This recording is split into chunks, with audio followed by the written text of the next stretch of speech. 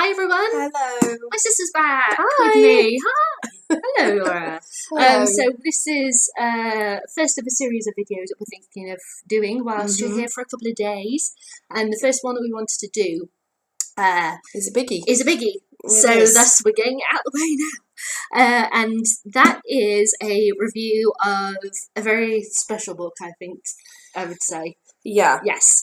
And that is J.K. Rowling's The Casual Vacancy, because Laura here has read the book. I have finally which means read it. Until Strike comes out in sort of late August, this is our last J.K. related video. Yeah. Which is quite sad, Yeah. but it's a good one to end on. I mean, as it were. I'm not being funny, but I think apart from Half-Blood Prince, that's the best book she's ever written. Yeah.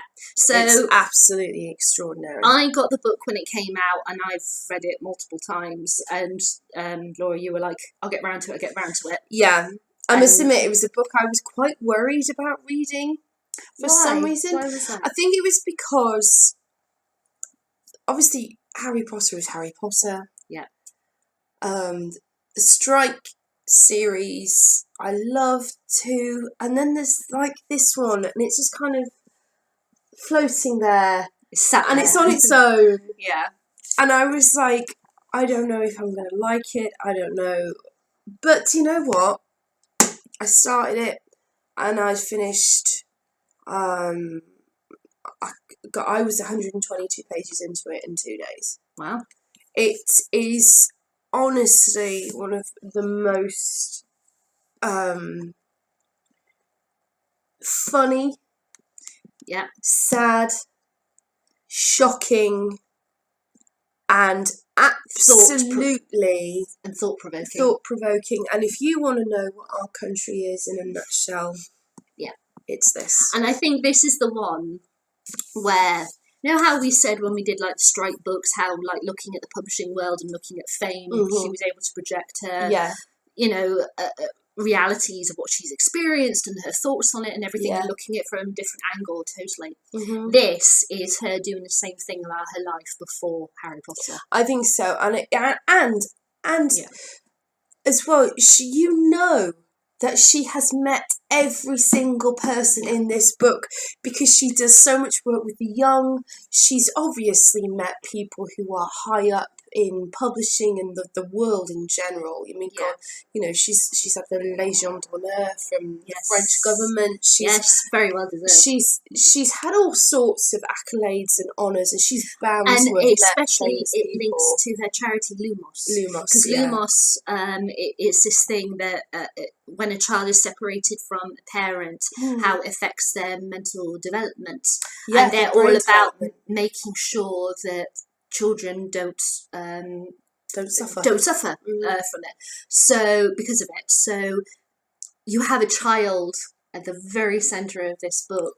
Oh my God, that poor child. He's 4 years old, and you can see that already it's happened, hasn't it? I think Robbie, his name's Robbie, is that child who you could make a difference if you just did that one thing, but will you do it? And that's what she's constantly asking. But you have that with every single character. She's asking that. The entire Whedon family are that too. Yeah. I mean, but I think what we should do first, should we talk about, because we've saying about the Whedon that, and people may not necessarily. True. So so let's talk about the various characters. Obviously, we're going to be talking in depth about various events, so there is going to be spoilers. Yeah, there will. There will be spoilers. So the casual vacancy is set in this little tiny village, fictional village called Padford, and there are various levels of society, Padfordian society. Padfordian society. And at the very bottom of that is a girl called Crystal, who lives with her mum Terry and her baby brother 4-year-old Robbie. Crystal, I think J.K. has said that she was writing this on the kind of the premise or the thought of what do we need to talk about Crystal. We need to talk about because she's at a level of society that gets ignored. That in Britain there is, and I I think Crystal is a perfect example of this. Unfortunately, there is an underclass of people Yes. who, if you think about it in terms of characters, if you've read the book, I would say probably the working class people are people like Simon's family. Yeah. Simon's family. Yeah. So they're the working classes, and Crystal is underneath that. Yeah.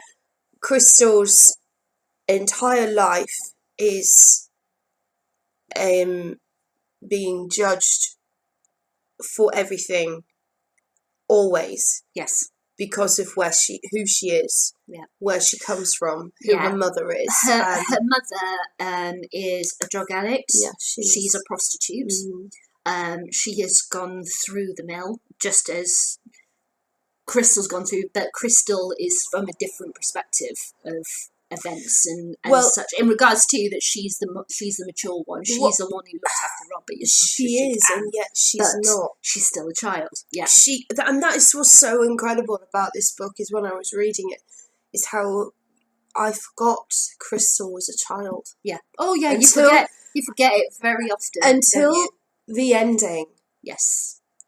Which, it just broke me down. Yeah. And I think the thing that kind of crystallized this book and the ideas in this book about the poor, the rich, the divide between them, about how our entire society is based on this tier system where the people at the top get masses and masses of everything, and then the people at the bottom just get the drips and the dregs that no one wants.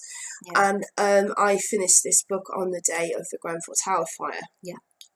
Which if you don't know, there was the tower building in London, a 24-storey tower building called Grenfell Tower.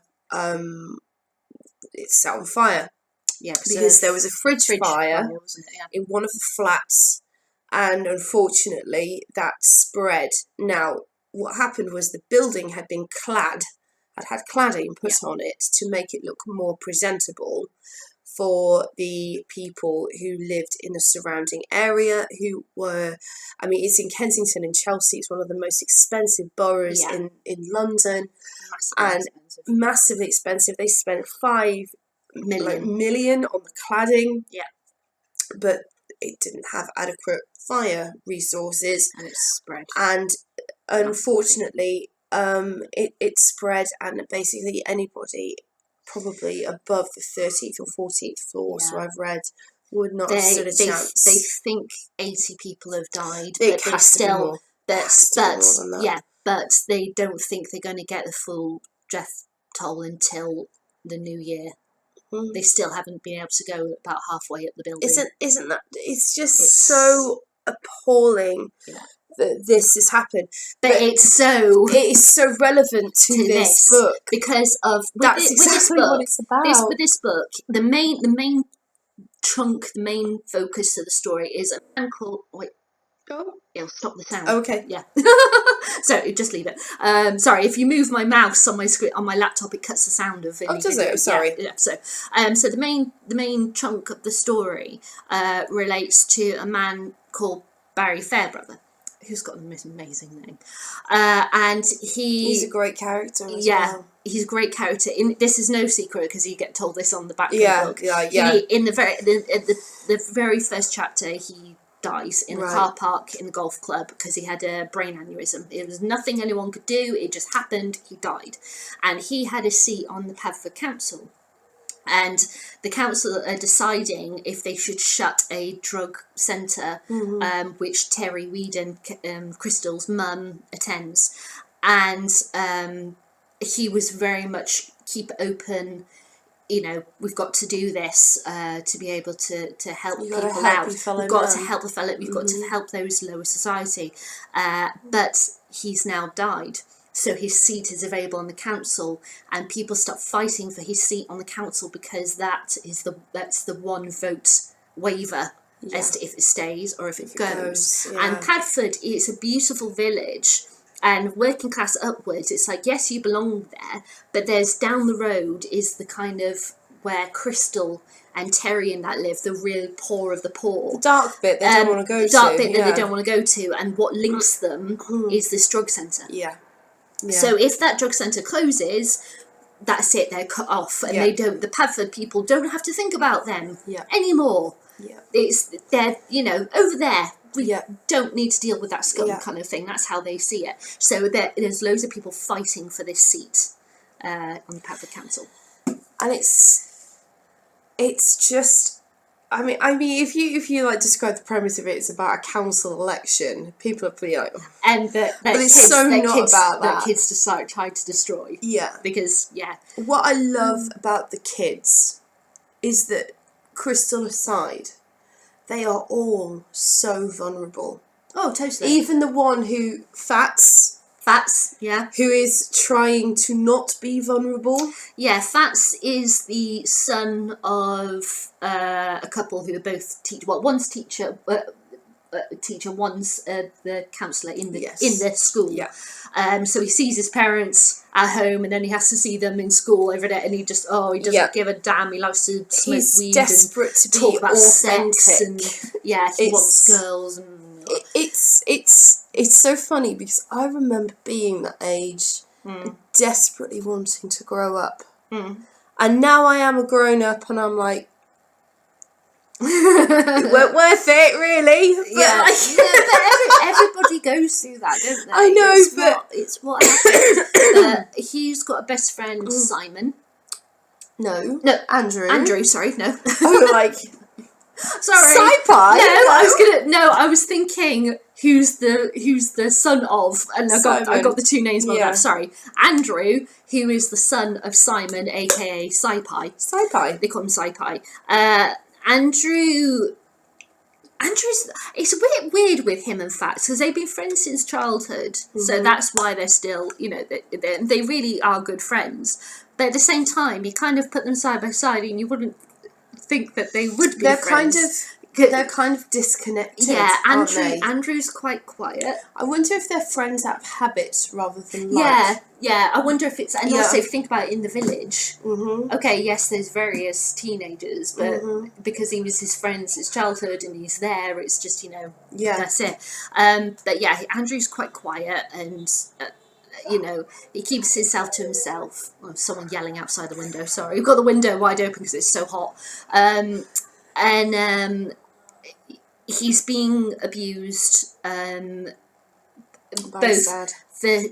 verbally the whole and family are, aren't they? Well, yeah, both verbally and physically by his dad. Sci-Pi, the evil Sci-Pi. So he keeps that very much to himself. He doesn't want to talk about that area. Then we have Crystal, as we said, who's the lower society, and then sort of between Andrew and the top of the society that is the Morrisons in this, but we'll get on to Morrisons in a minute, is Sukhvinder and her parents.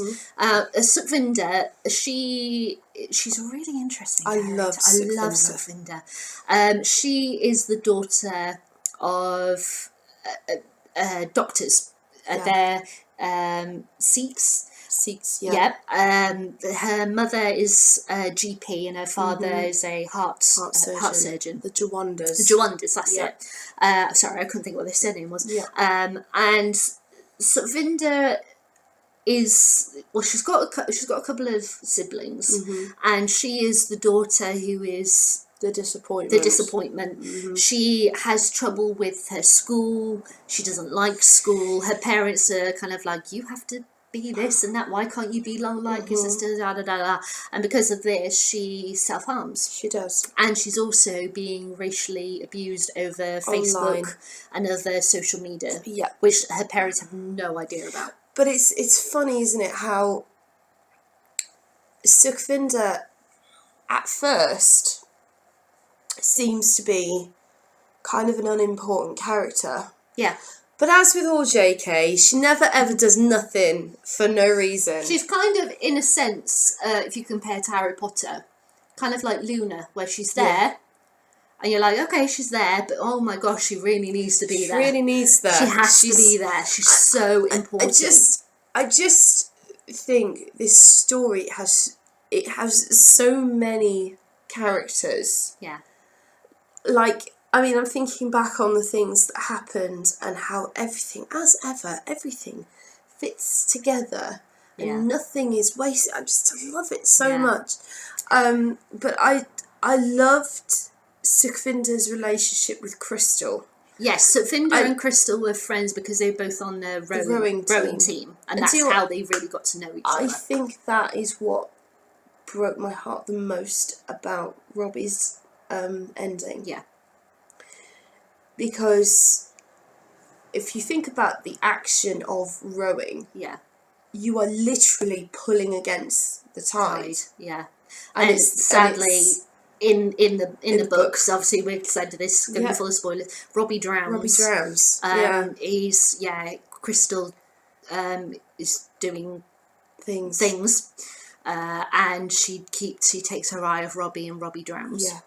And it's and I say rowing in the water, and also I also saw it as, also because he's always described as being very dirty and he's just appalling. And the fact that the water washes him clean, and in that it takes his spirit away. And it's so tragic. I just loved how Sukhvinder, despite the fact, I mean, Crystal is such a fascinating character, and I love the fact her name is Crystal. Yes, because clear. No, well, I always saw it is because the word crystal clear, because you can see clear through it, but there's so much stuff in the way. See, the way I think about it is a crystal.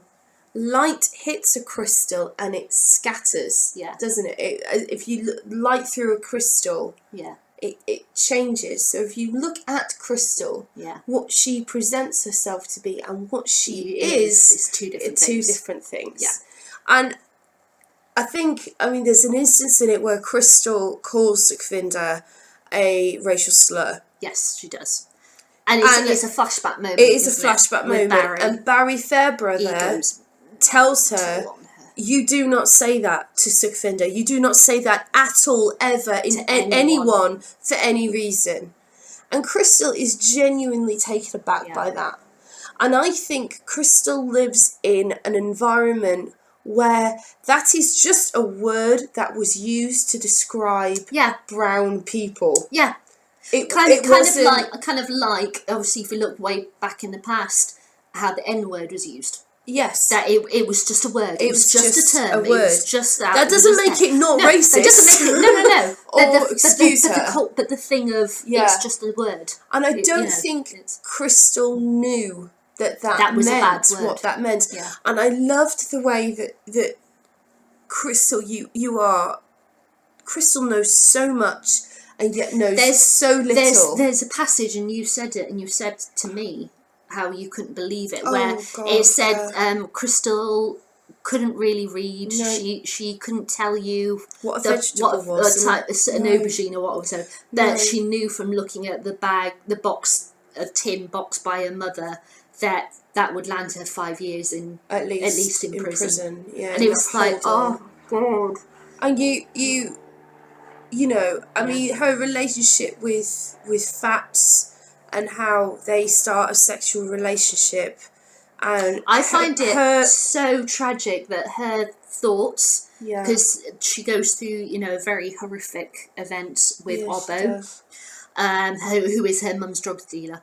And her mentality, her thought is that I have to get out of here.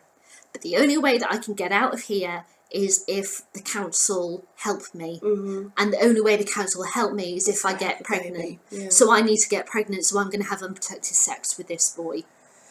And it's like, oh, Crystal. And it's like, Crystal, sweetheart. Crystal believes that sex is currency, and I mean that literally and figuratively. Yes, that is the only thing she's got, and I think she's someone who believes that sex is something that happens to her, not something that she can participate in herself. Yeah, but then even that I think because obviously Robbie showed signs of being abused and having seen or been a part of inappropriate sexual behaviour for a young child. He's been showing signs of that he it knows about it at preschool.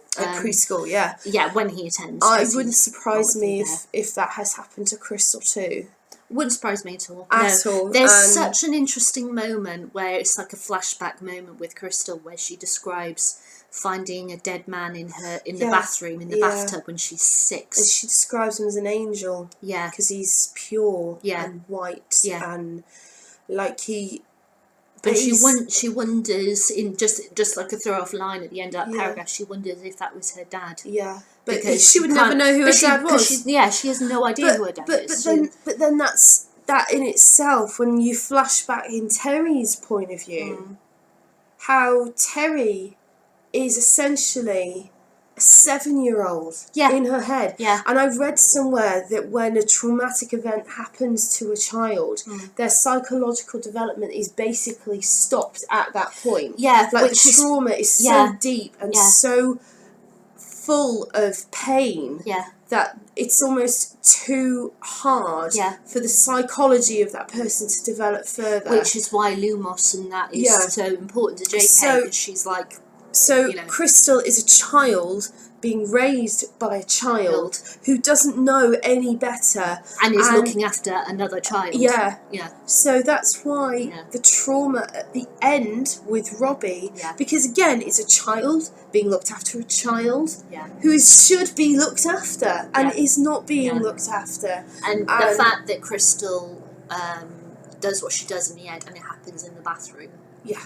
That broke me. I just made that connection. Oh my god, didn't you realise? I did not make that connection. It's the same bathroom. It's the same bathroom. And I have to say, Crystal's ending, I don't see it as a defeat. I see that as a triumph. Yeah. It's fucked up. Yeah, it's messed up. Because when you say, on a blank page, XYZ happens to her in the end of this book, you go, oh. But then when you read it, read this book from the beginning to end, you go... Literally the only 3 people in Crystal's life who cared for her are dead. Yeah. The only people who treated her... Don't you find it? So I love the moment with Crystal in the church when she first has sex with Fats. And she realises that the grave that they've had sex on is Barry's, and that his body is lying there underneath her as she's doing this, and it really freaks her out. Yeah, it's And I have to say, I loved how little details in it, like the half sister that she's got, that she fantasises about, that has a nice house or a boyfriend who's lovely and an education, and a car, and There's so much in it, and she is a tragedy, but to me, her ending is a kind of triumph. Yeah, because she chooses it. Yeah, she has never had a choice in anything. No, she's never had any control. Yeah, and I think her own guilt about Robbie's death. Now, I would argue that actually she's not culpable for that. No. Maybe she is, maybe she isn't. It's difficult. It's a grey area. It's a real grey area. It is a really grey area situation. But to me, that's taking a leap of faith in a good way. Yeah. And I can't believe I'm saying that about a 16-year-old girl doing what she does. Yeah. But it's true. Isn't it funny that, as you say, you forget that she's a child? Yeah, you do. And occasionally you get the reference again because she refers to a school uniform or a pop song.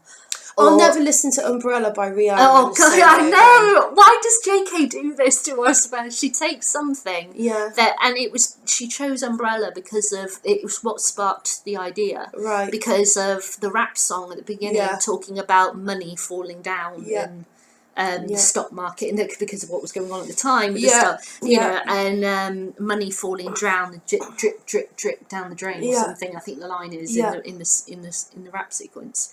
and that just sparked her interest, and it's perfect. And the one thing, because there's still another set of characters we haven't mentioned. Oh yeah, I know. Right at the very top of this tier of this area are the Mollisons.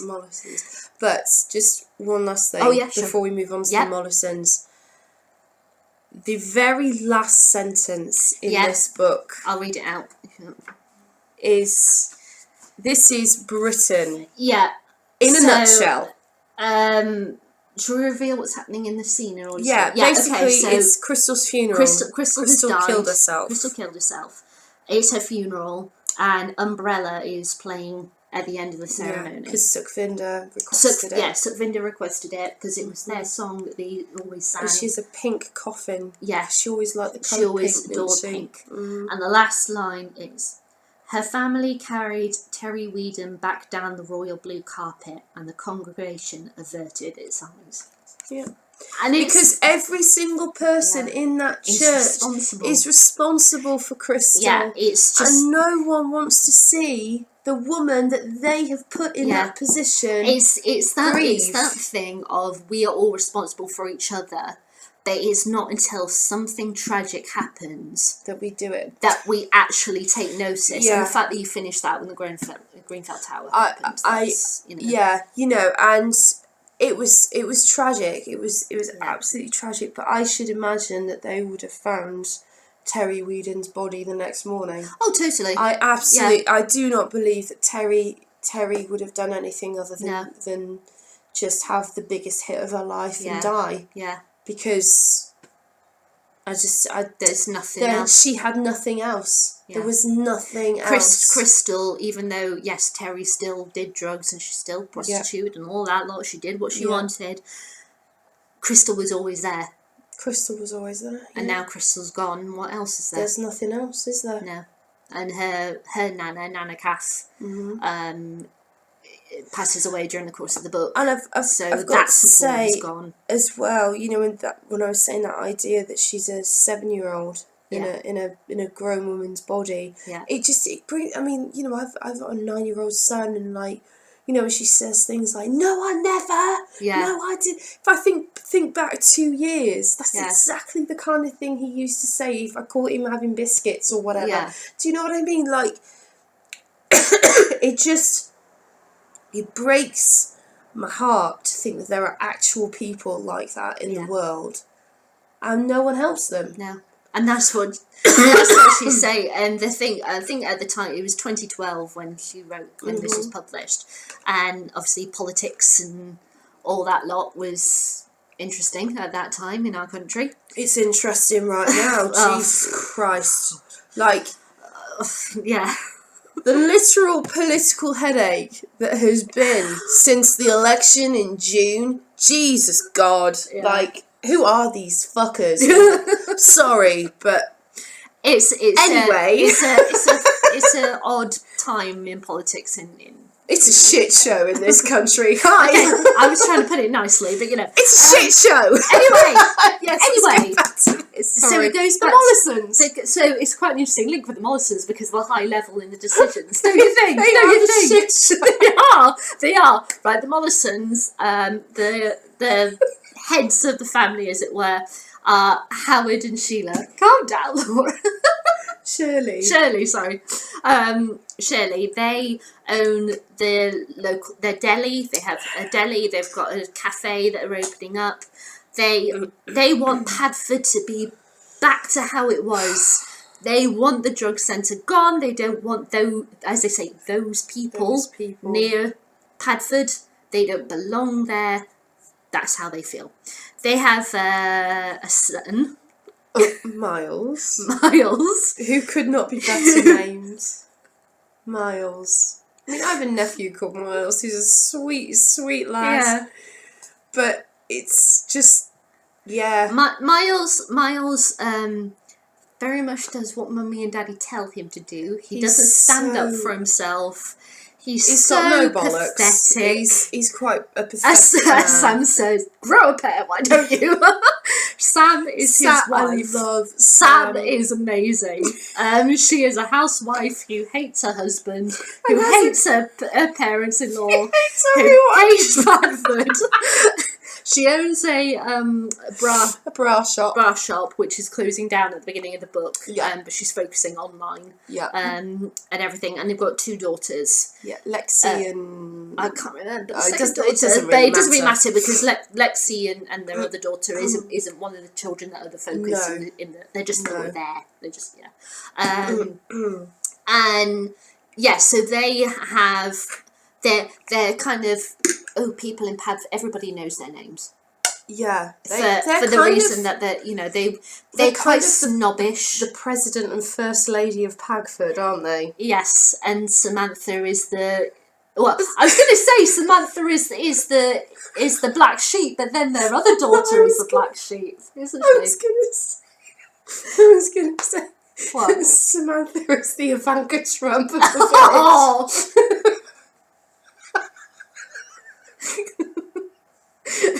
Okay. In fact, no, I got that wrong, actually. She's not Ivanka, she's Tiffany. Oh, Tiffany, yeah, because Tiffany's the Tiffany is the black, the daughter that no one ever mentions. No, but the daughter that they don't mention is Pat. It's Pat. Yes, Pat is Tiffany. Pat's, she only appears near the end, probably like 2/3 or more the way through or 3/4 of the way through the book, because they're having a party. She's in it for a chapter and she slayed that shit. She was amazing. She just turns up to the party because she has to. It's a family thing, and she said, she's like, thank Christ I got out of here. This place is fucking awful. Yeah, because it is. And it's revealed through the course of the chapter that she's gay. She's very much gay. Yeah, and very proud of her. And she's very proud of it. And she's got a loving partner, and she's got a great job and all that lot. But because she's gay, she's not allowed to be there. No, not welcome at all. And she reveals an interesting bit of information, and then goes, bye! And then just walks away. Yeah, I'll let you deal with that. Okay.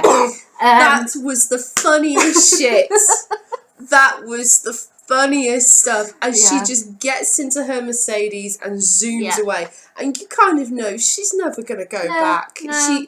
She goes and it's like... The only reason why she goes is because it's her dad's birthday. It is, and it's his 60th. Oh, 60th. So it's a big deal party. So thus it's not like she would turn up every year. No. It was because they were having a big party and there was probably going to be press there. Yeah. So she had to make an appearance. And she's just like, right, bye.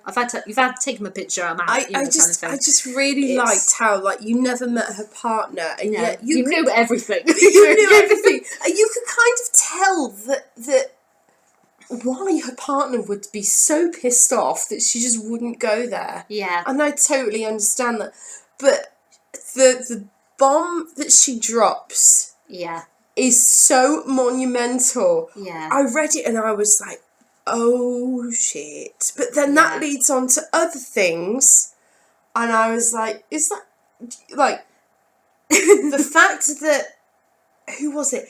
That Andrew needed adrenaline, which was a tiny detail. Yes. Yeah, that because suddenly becomes like he works at the cafe, but he's got an allergy to peanuts. Peanut allergy. So they keep adrenaline in the fridge for him, just in case he would never probably need it, but just in case it's there. So it's like a sentence because his mum rings up to mention it, and that's it. It never gets referred to. But then it does.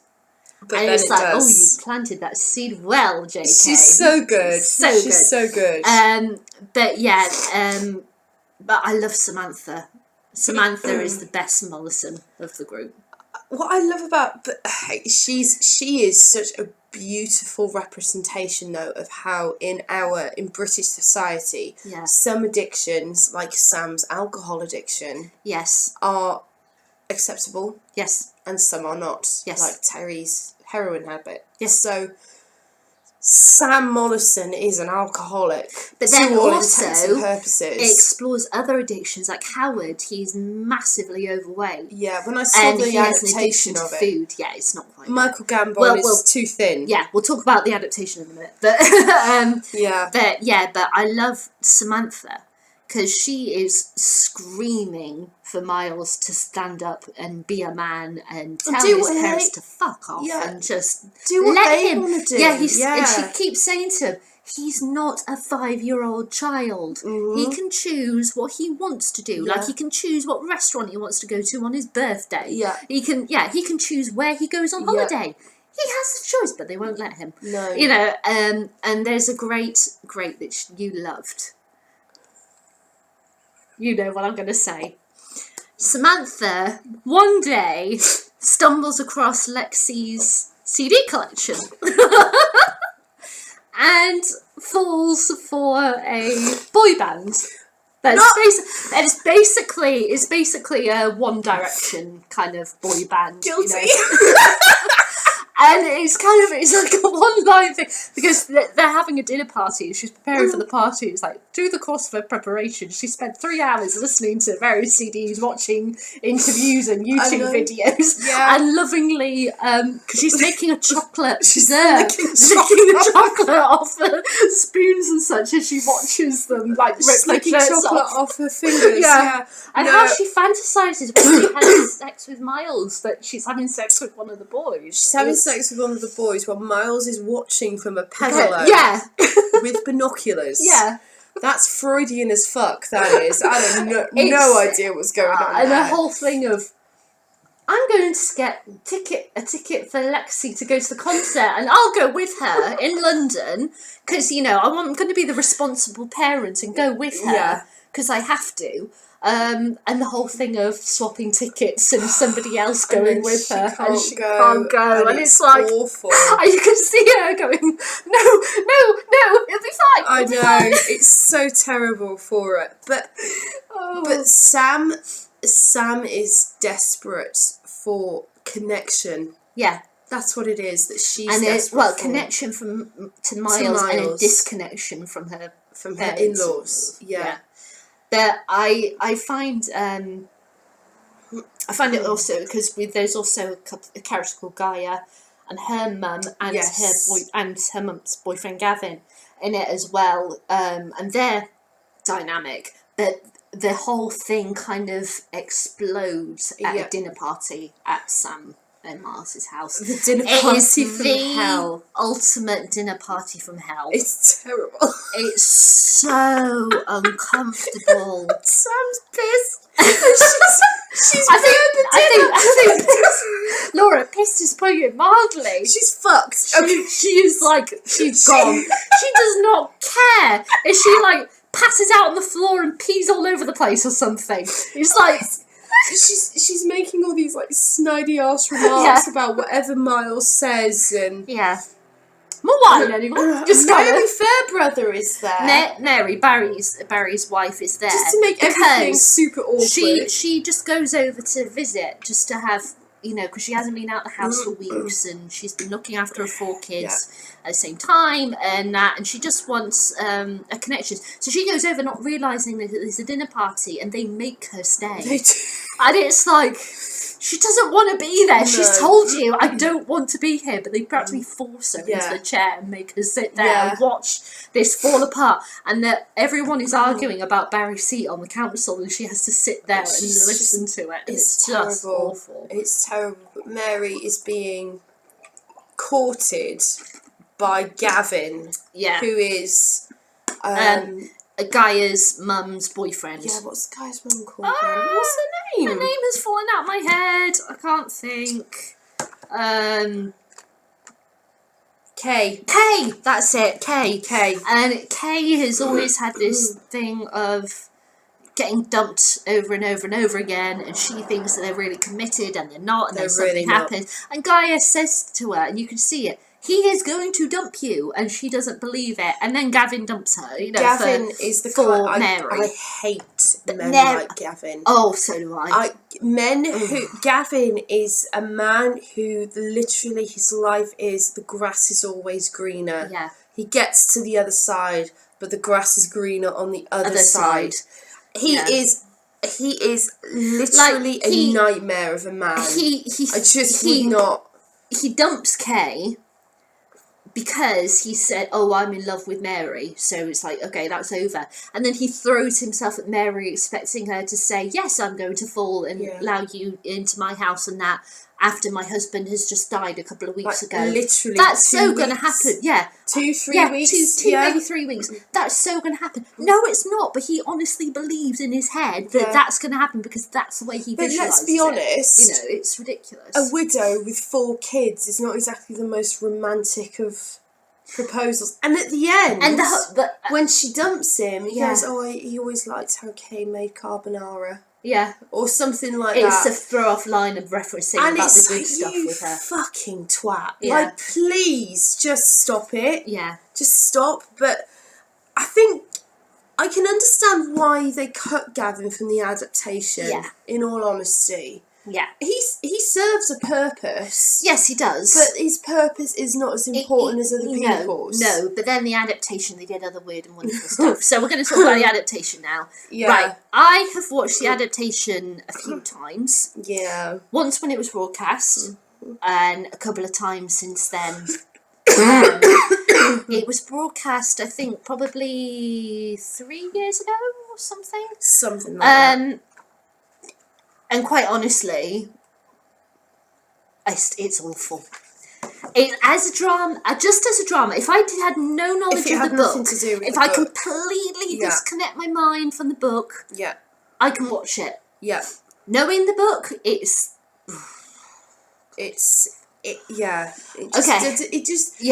just didn't. I mean, I haven't watched all of it. I watched the first episode and I decided that was enough. Yeah. Because first off, Barry, like, getting Terry out of jail and she's begging for money.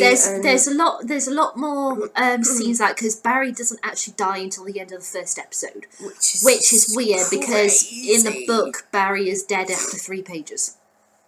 So there's a lot of, him establishing who he is, his connections to the various characters. You see him stand up and say, "No, we're not going to allow you to close the drug centre," that kind of thing.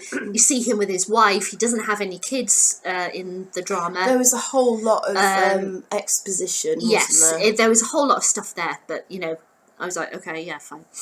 They made Sci-Pi and Barry brothers, which, Why? Don't get that. Sukhvinder was reduced to a girl with headphones on constantly, and she had one line at the end of the very last episode. And that broke my heart. Do you know what? Sukhvinder's story arc is so powerful. Oh, yeah.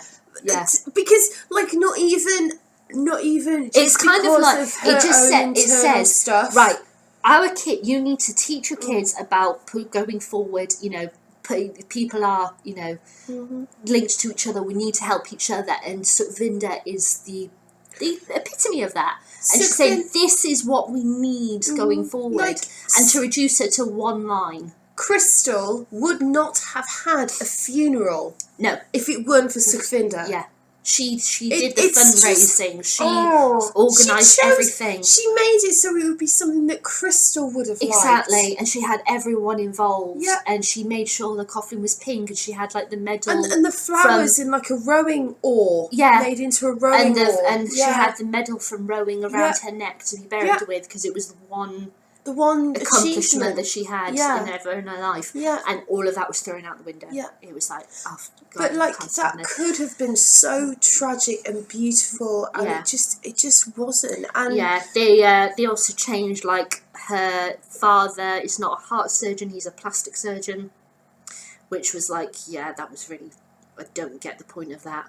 The only time it was referred to was in a dinner party scene, because Sam said, "Oh, aren't you lucky that you've got a husband who can do anything, sort you all out?" And she goes, "Do you think I need plastic surgery?" And Sam goes, No, I'm just saying, you've got someone that can do that for you. She says, if I were young, if I had the opportunity, I'd take it all up. And she's like playing with her boobs and all that lot in front of everyone while she's drunk at the dinner table. Keely Hawes is like literally goals. Yeah.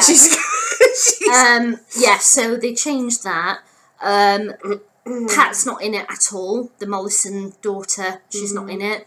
They changed Robbie lives. Right. They changed Crystal's death.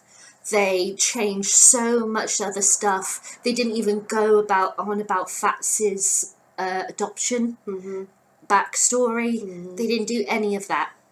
So that leaves you with not very much. Exactly. Really. So if I disconnect my mind from the book, I can watch and enjoy it. Right. But I can't otherwise. Right.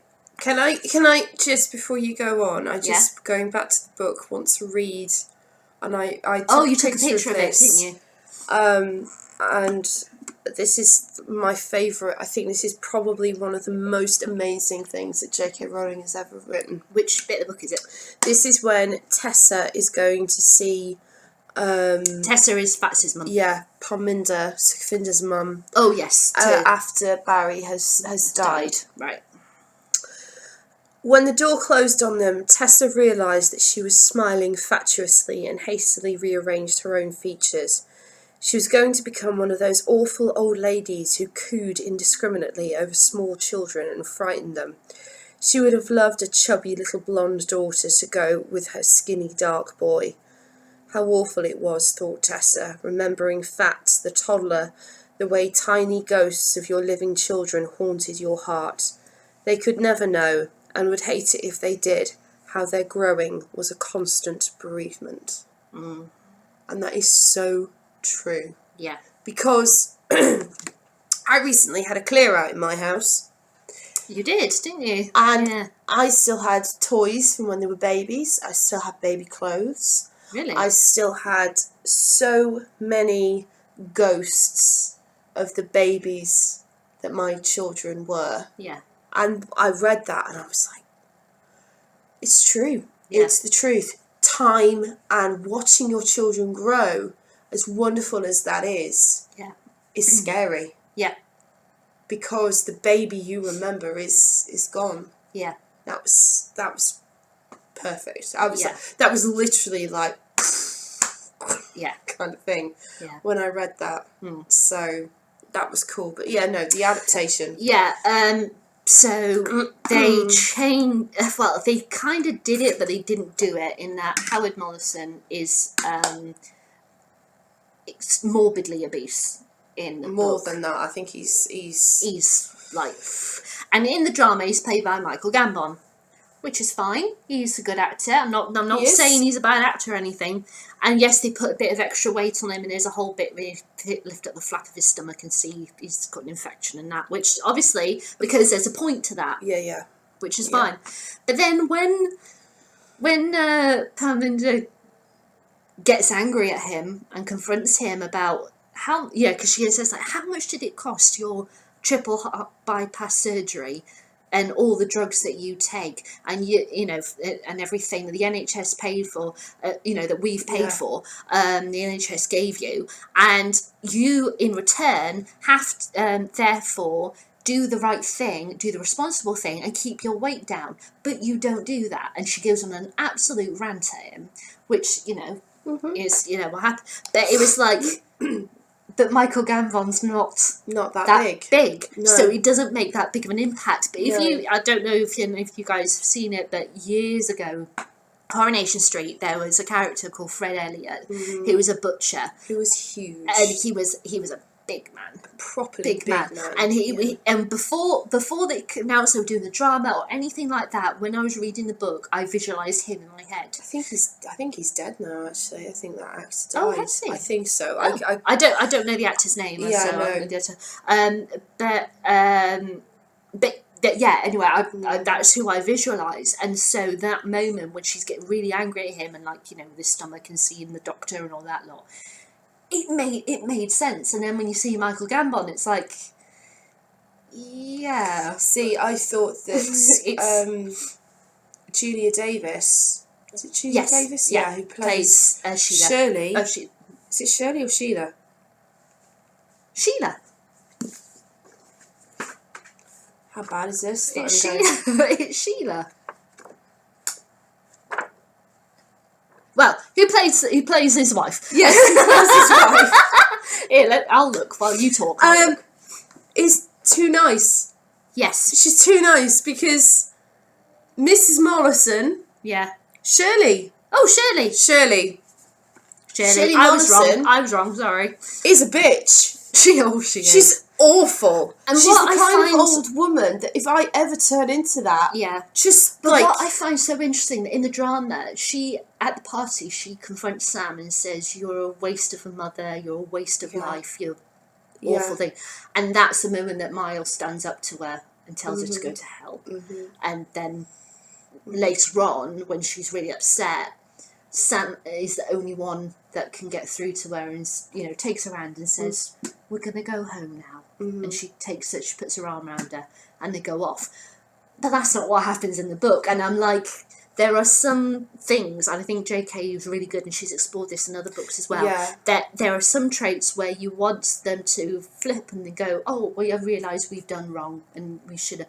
But life's not like that. No, it's not. There are people that are never going to change, and she is one. She is one of them. She's the epitome of that. And she's, and it's awful because, like, I've met people like her. Oh yeah, I think everybody knows. Just like everybody knows a Crystal.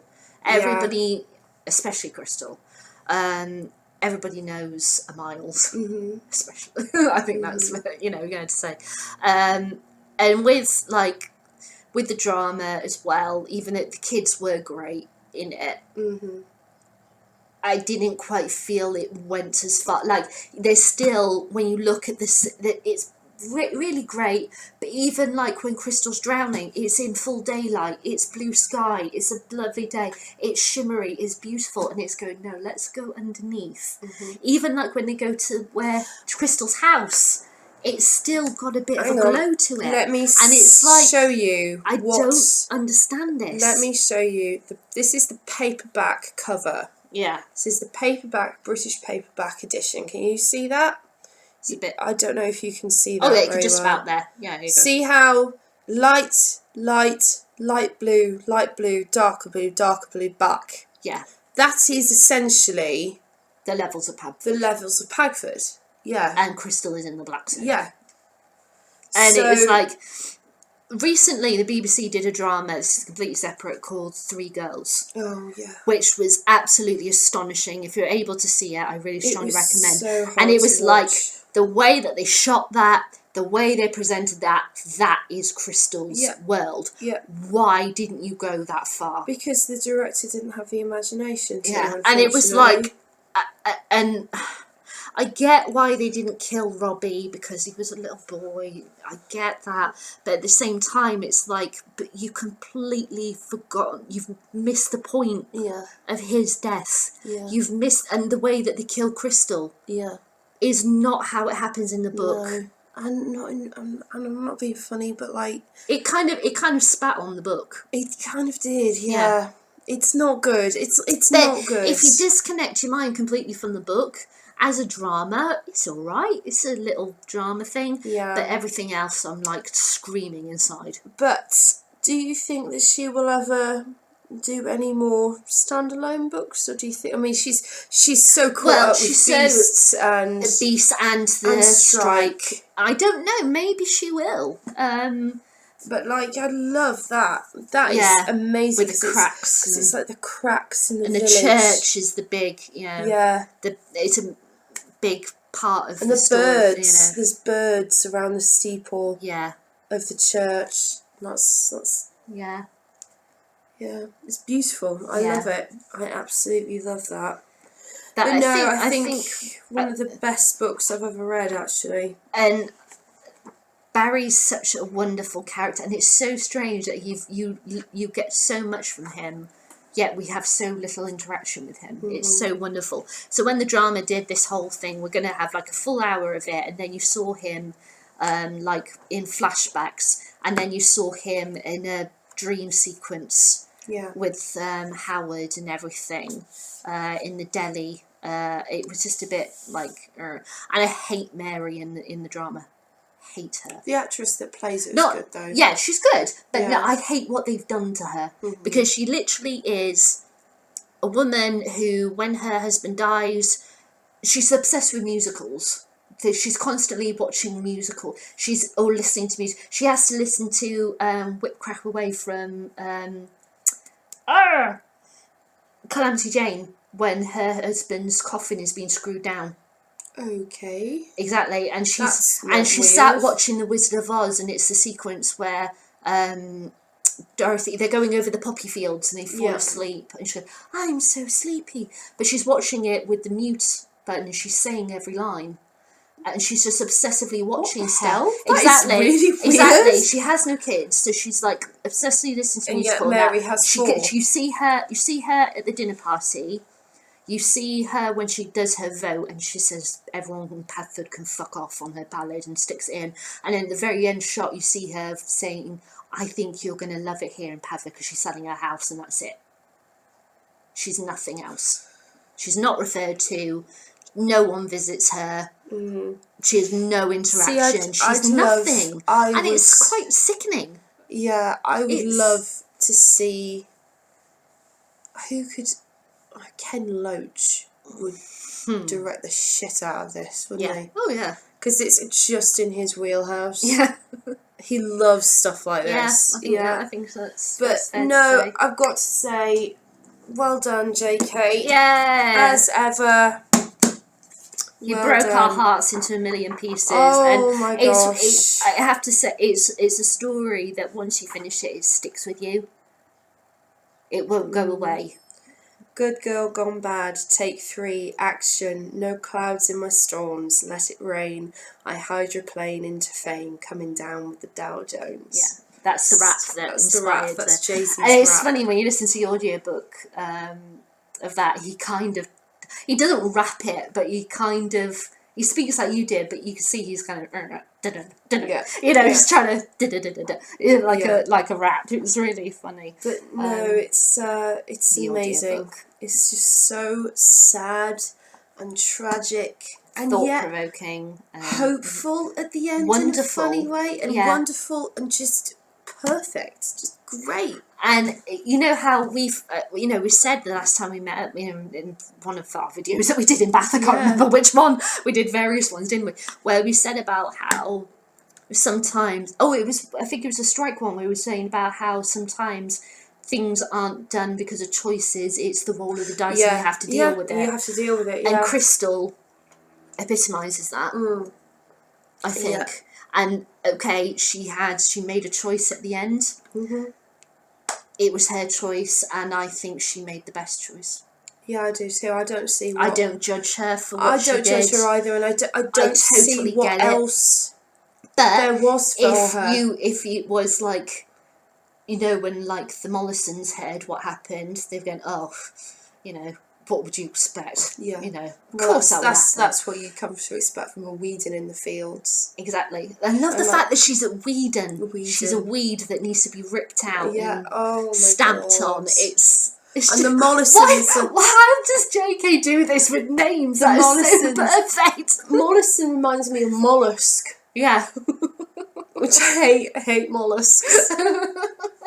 Vile, just horrible. But it's the picture perfect village with a very dark undertone. It's our Blue Velvet. Yeah, we're all responsible for each other, which is like in Inspector Calls, and there's so much wrong in our country and so much that needs changing. Yeah. And I don't know how it happens, but you just like, I mean, I'm gonna spoil this, and if you've got this far, then I assume you've read the book.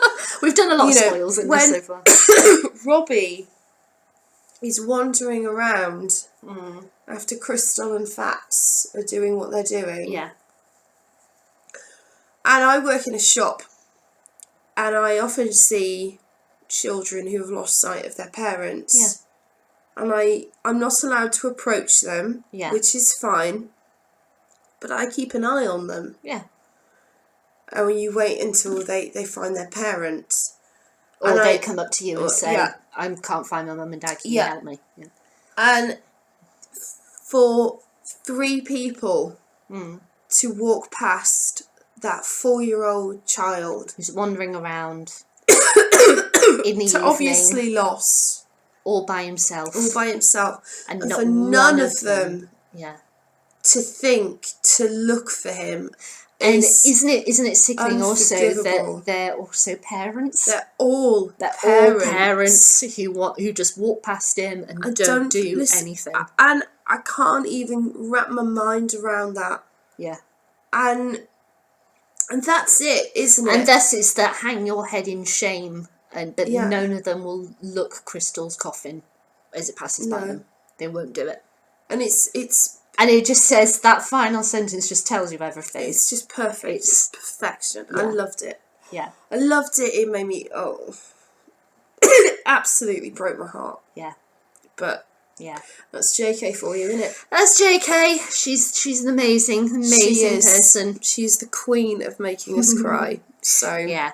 Anyway, I think we're done now. I think so too. All right then. Well, thanks for watching, guys. All right. And we'll be back soon with some more videos. Bye. Bye. Bye. Ooh. Oh, now my computer's turning funny.